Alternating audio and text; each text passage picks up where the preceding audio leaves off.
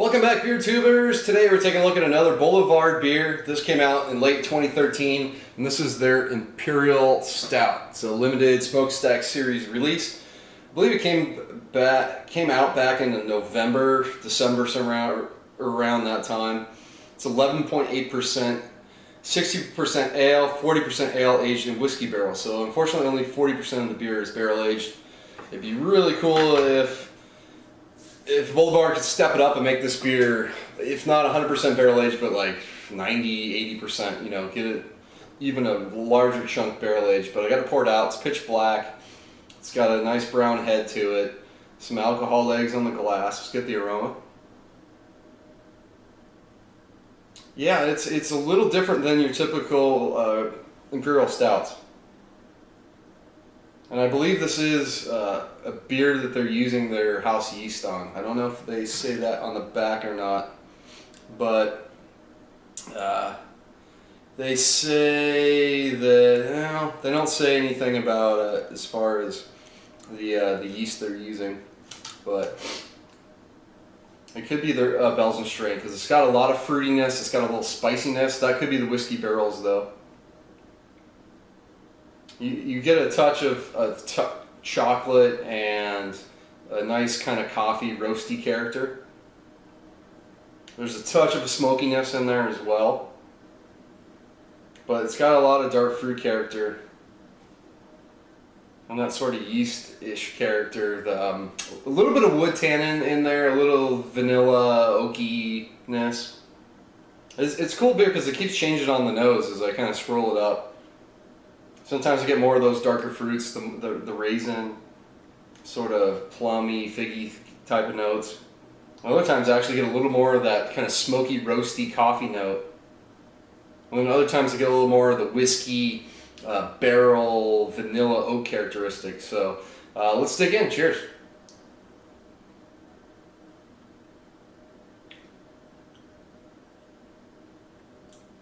Yeah, it's nice. Very smooth. Nice creaminess to it. Not the thickest Imperial Stout, but it does have some nice body. Creamy. The creaminess is what stands out immediately to me.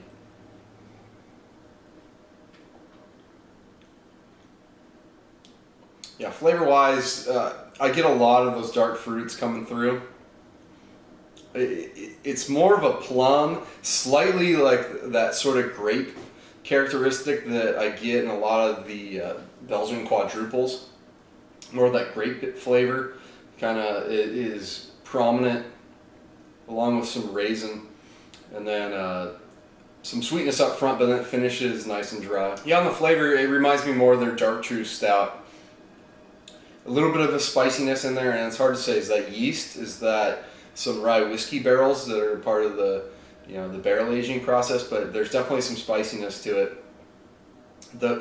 The barrel character is not as prominent as I'd like it to be on the flavor. The barrel character helps dry out the beer in the back end. You get some of the oak tannins coming through, so you get this nice woody character. A little bit of vanilla as well. The alcohol is really well masked in this beer though, I have to say. 11.8%. You don't smell it, you don't really taste it. But up front, there's some sweeter like caramel notes. You get a lot of plum, fig, the grape, sweetness. There's not a lot of chocolate on the flavor or roast. It's weird, I get a lot more of that on the aroma coming through, especially the smokiness. I don't get a ton of smokiness on the flavor as well. So it's kind of, the aroma sort of fools you on the flavor. Once you get past those dark fruits, you kind of dig underneath. That's kind of where you're getting a like semi-sweet chocolate note. And it's weird, I'm not getting like the smokiness. You smell it, but it's not overly roasty stout at all. The dark fruits take over and just kind of dominate the flavor profile for the most part. So it's a nice beer. Recommend picking this one up. I only bought one, but I kind of wish I had another one to age. Ultimately, you're going to want to drink it fresh if you want any sort of barrel component to kind of shine through.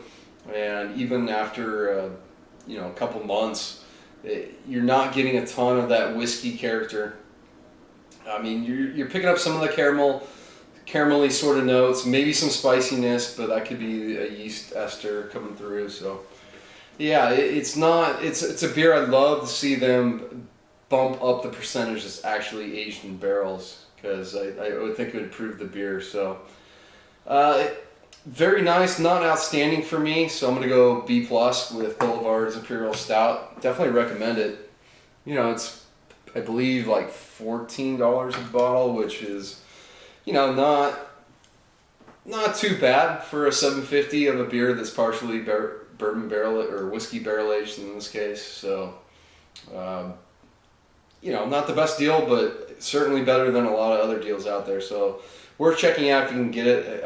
It's so awesome to be able to get Boulevard beers here in Southern California again, and to get their Smokestack series stuff, which is always, in my opinion, worth at least checking out. I mean, most of the beers are phenomenal in the series as well. So it's going to wrap this one up. Until next time, please comment and subscribe. Cheers.